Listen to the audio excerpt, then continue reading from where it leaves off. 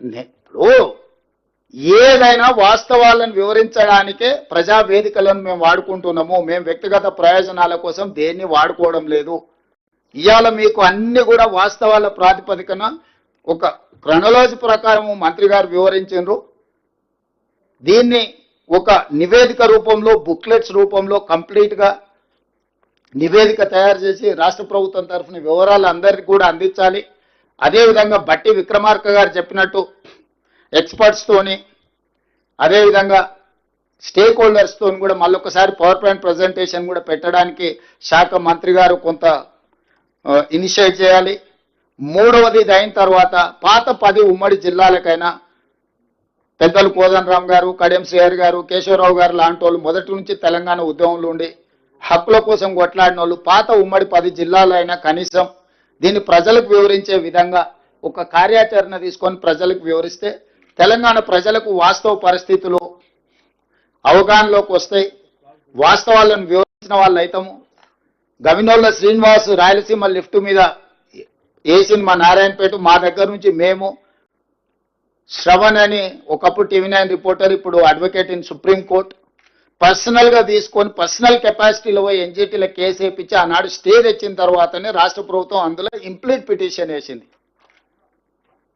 So ఇవన్నీ కూడా ప్రతి క్షణం పర్యవేక్షించుకుంటూ తెలంగాణ హక్కులను కాపాడడానికి మేము ప్రయత్నం చేస్తున్నాము. ఈరోజు ఆంధ్రప్రదేశ్ ముఖ్యమంత్రి గారికి కూడా వరద జలాలునే మేము తీసుకెళ్తామంటున్నారు. మరి అదే వరద జలాలు కాదు, నికర జలాలు, మిగులు జలాలు, వరద జలాలు ఏవైనా కావచ్చు, మా నల్గొండకు, మా రంగారెడ్డి జిల్లాకు తీసుకెళ్తే మీకు అభ్యంతరం ఏంది? నికర జలాలు గోదావరి బేసిన్లో 968, 518, 968 తెలంగాణకు, 518 ఆంధ్రప్రదేశ్కి పోతే 8 తీస్తే దాంట్లో వరద జలాలలో ఎవరికి ఎంత వస్తుందో లెక్క కడతాం ప్రపోర్షనేట్ గా ప్రోరేటా ప్రకారం. మోరార్లెస్ ఎంత పర్సెంటేజ్ నికర జలాలలో ఉందో వరద జలాలలో కూడా మోరార్లెస్ ప్రోరేటా ప్రకారం ఒక హక్కు ఉంటుంది. ఆ హక్కు ప్రకారం వరద జలాలలో మాకెంత ఉందో ఆ వరద జలాల మీకెంత వస్తుందో ఒక లెక్క తెలుసుకున్న తర్వాత పైన మేము కట్టుకుంటాం, కింద మీరు కట్టుకున్నప్పుడు. ఇప్పుడు పైన మేము కట్టుకోకుండా, మా నీళ్లు మేము ఒడిసి పట్టుకోకుండా, చంద్రశేఖరరావు చేసిన పాపాల వల్ల, కాళేశ్వరం కూలిపోవడం వల్ల, చేవెళ్ల ప్రాంతాన్ని మినహాయించడం వల్ల ఆ నీళ్లు మిగిలిపోయి నీ కింద వరదలాగా కనిపిస్తుంది. మేము వాడుకుంటే మీకు వరద ఉందా, బురద ఉందా, ఏముందో తేలుతుంది కదా. ఫస్ట్ మా ప్రాజెక్టులు అన్నీ చేయండి, మా కంప్లీట్ చేసుకోనియండి. ఆయన 10 ఏళ్ళు నిధులు ఖాళీ అయిపోయినాయి కానీ నీళ్లు మాత్రం మాకు రాలే. ఇప్పుడు ఆయన కట్టిన 1,00,000 కోట్లు ఖర్చు పెట్టి నికరంగా కట్టిన కాళేశ్వరం కూలిపోయింది. కూలింది కాబట్టి ఏమైనా కొన్ని నీళ్ళు నీ కింద వరదలాగా కనిపిస్తుండొచ్చు, నేను కాదంటే లేను. అవి చర్చ చేద్దాము. ఫస్ట్ నికర జలాల మీద ఒక లెక్క ఉంది, 968, 518. ఆ లెక్క మీద మనం చర్చ చేయాల్సిన అవసరం లేదు. ఆ తర్వాత ఉండే మిగులు జలాలలో మీ హక్కు ఏంది, మా హక్కు ఏంది. ఆ తర్వాత వరద జలాల మీద మీ హక్కు ఏంది, మా హక్కు ఏంది.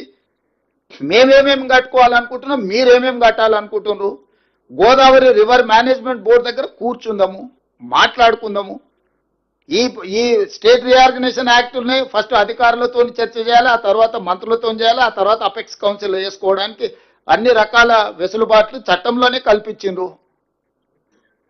మీకు ఇన్ఫ్లుయెన్స్ ఉంది కదా, డైరెక్ట్ పైకి పోతా అంటే ఎట్లా? ప్రతి కేసు సుప్రీంకోర్టు వినదు. Sessions court, district court, high court, తర్వాత సుప్రీంకోర్టు. నువ్వు ఈ సిస్టమ్ అంతా తీసేసి అట్నుంచి వస్తాం మేము కిందికి, మాకు అధికారం ఉంది కాబట్టి, మోడీ మేము చెప్పింది వింటాడు కాబట్టి. న్యాయం అనేది కూడా ఒకటి ఉంటుంది. న్యాయపరంగా మేము కొట్లాడుతున్నాము. మేము మిగతా వాళ్ళలాగా రోడ్ ఎక్కి ఏది పడితే అది మాట్లాడతలేము, కానీ న్యాయపరంగా ఏం కొట్లాడాలనో, ఎవరెవరికి ఇవ్వాలనో మన ఎన్విరాన్మెంట్ అండ్ ఫారెస్ట్లో మేము కంప్లైంట్ చేయడంతో వాళ్ళు పెట్టిన అప్లికేషన్ని తిప్పి పంపినరు. మేము అందరి దగ్గరికి వెళ్తున్నాము, మాకేం బాధ ఉందో చెప్తున్నాము అందరికీ. డాక్టర్ల దగ్గరకు పోయి ఏది కాదనుకున్నప్పుడు ఏం చేస్తాం, దానికి కూడా ఒక వ్యూహము ఎత్తుగడ ఉంటుంది కదా. వ్యూహం లేకుంటేనే ఇంత దూరం వచ్చినామా? ప్రజల సహకారం లేకుంటేనే కుర్చీ వరకు చేరుకున్నామా? ఈ ప్రభుత్వాన్ని ఏర్పాటు చేసినామా? తెలంగాణ ప్రజల హక్కులను కాపాడడానికే కదా తెలంగాణ రాష్ట్రం ఇచ్చింది కాంగ్రెస్ పార్టీ. తెలంగాణ రైతుల హక్కులకు అన్యాయం జరుగుతుంటే చూసుకుంటూ కూర్చుంటుందా కాంగ్రెస్ పార్టీ? మీరేంది మాకు చెప్పేది? సలహా ఇవ్వండి, సూచన చేయండి, సహేతుకమైన విధానంతో ముందుకు రండి. అసూయతోని, అక్కస్తోని, అహంభావంతోని, అహంకారంతో ఏం మాటలు అవి? అట్లాంటి మాటలకు సమాధానం చెప్పడానికి మా దగ్గర లేరనుకుంటుర్రా? మా ఒక్క మందుల సామెలు చాలు, మేము అందరం అక్కర్లేదు. ఒక మందుల సామెలు నువ్వు పంపిస్తే చాలు, నీకు నీ తాతకు 3 తరాలకు సమాధానం చెప్తాడు.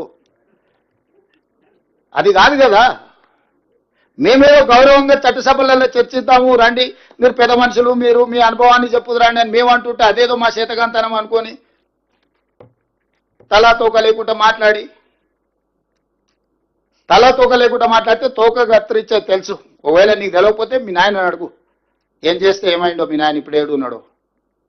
నాకు చికాకు కలిగించొద్దు. నాకు చికాకు కలిగిస్తే మళ్ళీ అది బాగుండదు. నేను చదవడం మొదలు పెడితే మళ్ళీ అది మంచిగా కూడా ఉండదు.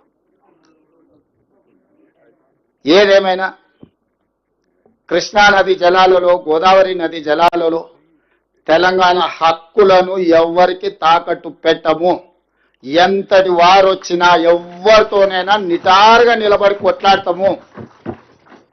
ప్రజలు ఒక విశ్వాసంతో, నమ్మకంతో మాకు అవకాశం ఇచ్చిండ్రు. శాశ్వతంగా చరిత్రలో గొప్పగా నిలిచిపోయే విధంగానే మా విధానము, మా ఆలోచన, మా పోరాటం ఉంటుంది. ఎవరి వ్యక్తుల కోసం ప్రజల హక్కులను తాకట్టు పెట్టము. ఎవరు ఎదురుగా ఉన్నా తెలంగాణ ప్రజల హక్కుల విషయంలో దేవుడే వచ్చి ఎదురుగా నిలబడ్డా నిటారుగా నిలబడి కొట్లాడతాము. వ్యక్తులు అనేది మర్చిపోండి. తెలంగాణ హక్కులకు అన్యాయం జరుగుతుంది చేస్తామని దేవుడు ఎదురుగా నిలబడ్డా కూడా దేవుడినైనా ఎదురించి తెలంగాణ ప్రజల తరఫున నిలబడే బాధ్యత మాది, మా మంత్రి వర్గాంది. ఎవరు అధైర్యపడాల్సిన పని లేదు. అసూయతోనూ అక్కస్తోనూ